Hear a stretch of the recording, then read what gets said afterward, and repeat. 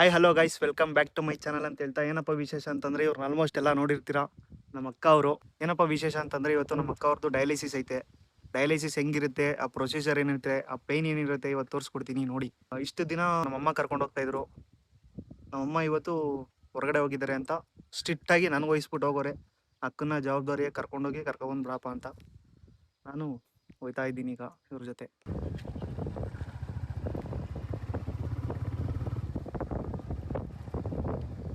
Guys, ನನಗೂ ನಮ್ಮ ಅಕ್ಕಂಗೂ ಎಷ್ಟು ರೆಸ್ಪಾನ್ಸಿಬಿಲಿಟಿ ಐತೆ ಅಂತಂದ್ರೆ, ಡಯಾಲಿಸಿಸ್ ಇರೋದು 10:15. ಈಗ ಟೈಮ್ ನೋಡಿದ್ರೆ 10:45 ಆಗಕ್ಕೆ ಬಂದೈತೆ. ಇನ್ನು ಇವಾಗ ಹೋಯ್ತಾ ಇದೀವಿ. ಇಷ್ಟು ನಿಧಾನಕ್ಕೆ ಹೋಯ್ತಾ ಇದ್ದೀನಿ. ಏನೀಗ ಇಷ್ಟು ನಿಧಾನಕ್ಕೆ ಹೋಯ್ತಾ ಇದ್ದೀನಿ ಅಂತಂದ್ರೆ, ಅಪ್ಪಿ ತಪ್ಪಿ ಒಂಚೂರು ಥ್ರಾಟಲ್ನ ಹಿಂಗೆ ಕೊಟ್ಟು ನಮ್ಮ ಅಕ್ಕ ಎಲ್ಲಿಂದ ಕೆಳಗೆ ಬಿದ್ದೋಯ್ತಾರೆ ಅಂತ ಭಯ ನನಗೆ.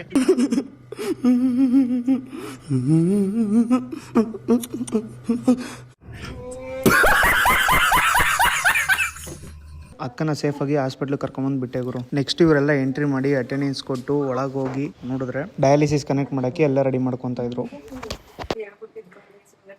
ಗೈಸ್, ನಮ್ಮ ಅಕ್ಕ ಸೂಜಿ ಚುಚ್ಚಿಸ್ಕೊಳ್ಳೋಕೆ ಎಷ್ಟು ಖುಷಿಯಾಗಿ ಬಂದವರು.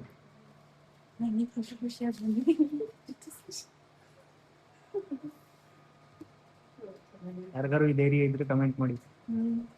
ಹೇಳಿ ನೀನು ಬಿಡಕ್ಕ. ಇದೇನು ನೀವು ನೋಡ್ತಾ ಇದ್ರಲ್ಲ, ಇದು ನೀಡಲ್ಲು.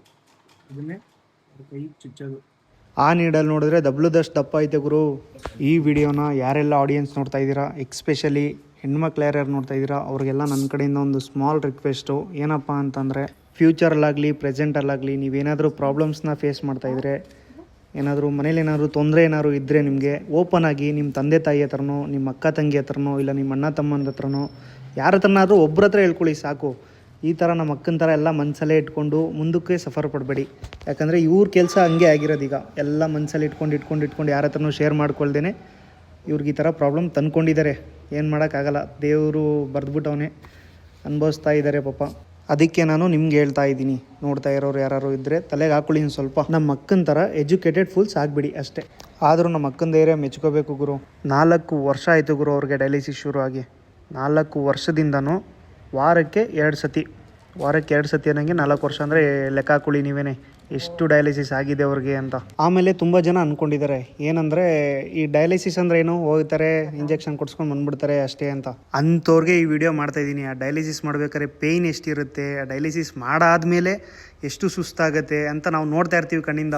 ದೂರದಲ್ಲಿ ನಿಂತ್ಕೊಂಡು ನೋಡೋ ನಮಗೇನೆ ಎಷ್ಟು ಬೇಜಾರಾಗುತ್ತೆ ಅಂತಂದರೆ, ಈ ಥರ ನೋವು ಯಾರಿಗೂ ಬೇಡ ಅನಿಸ್ಬಿಡುತ್ತೆ. ಅಂಥದ್ರಲ್ಲಿ ಆ ನೋವನ್ನ ಅನುಭವಿಸೋರಿಗೆ ಹೆಂಗಾಗಲ್ಲ. ಅದಕ್ಕೇನೆ ಈಗಿನ ಹೆಣ್ಮಕ್ಳಿಗೆ ಹೇಳ್ತಾ ಇದ್ದೀನಿ, ಆದಷ್ಟು ಹುಷಾರಾಗಿರಿ. ನಿಮ್ಮ ಹೆಲ್ತ್ ಮೇಲೆ ಜಾಸ್ತಿ ಫೋಕಸ್ ಮಾಡಿ. ನಿಮ್ಮ ಕಷ್ಟನ ಆದಷ್ಟು ನಿಮ್ಮ ಪೇರೆಂಟ್ಸ್ಗೆ ಶೇರ್ ಮಾಡ್ಕೊಳ್ಳಿ. ಶೇರ್ ಮಾಡ್ಕೊಂಡಿಲ್ಲ ಅಂದರೆ ನಮ್ಮ ಅಕ್ಕ ಸಫರ್ ಪಡ್ತಾ ಇರೋ ಥರ ನೀವು ಸಫರ್ ಪಡ್ತೀರಾ. ನಾನು ಅವಾಗಲೇ ಹೇಳ್ದಂಗೆ ಎಜುಕೇಟೆಡ್ ಫೂಲ್ಸ್ ಆಗಿಬಿಡಿ ಅಷ್ಟೇ. ಮತ್ತು ಇಲ್ಲಿ ಸ್ಟಾಫ್ಗಳು ಅಷ್ಟೇ ಗುರು, ಎಷ್ಟು ಫ್ರೆಂಡ್ಲಿ ಆಗಿರ್ತಾರೆ ಅಂತಂದರೆ ಅಷ್ಟೇ ಫ್ರೆಂಡ್ಲಿ ಆಗಿರ್ತಾರೆ, ಅಷ್ಟೇ ಸಪೋರ್ಟಿವ್ ಆಗಿರ್ತಾರೆ, ಅಷ್ಟೇ ಕೇರ್ ಕೂಡ ಮಾಡ್ತಾರೆ. ಇವ್ರಿಗೆ ಎಷ್ಟು ಥ್ಯಾಂಕ್ಸ್ ಹೇಳಿದ್ರು ಸಾಲಲ್ಲ ಗುರು.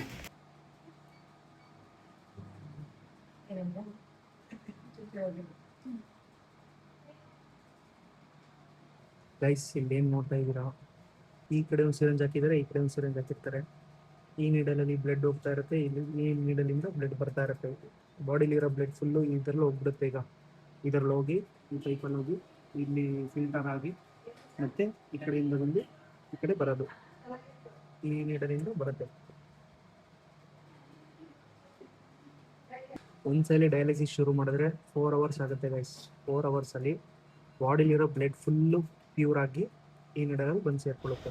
ಇದನ್ನೆಲ್ಲ ನೋಡಿದ್ಮೇಲೆ ನನಗನ್ಸಿದ್ದು ಏನಂತಂದರೆ, ಆರೋಗ್ಯವೇ ಭಾಗ್ಯ ಗುರು. ಆರೋಗ್ಯ ಒಂದಿದ್ರೆ ನಮಗೆ ಬೇಕಾಗಿದ್ದು ಸಂಪಾದನೆ ಮಾಡ್ಕೋಬೋದು.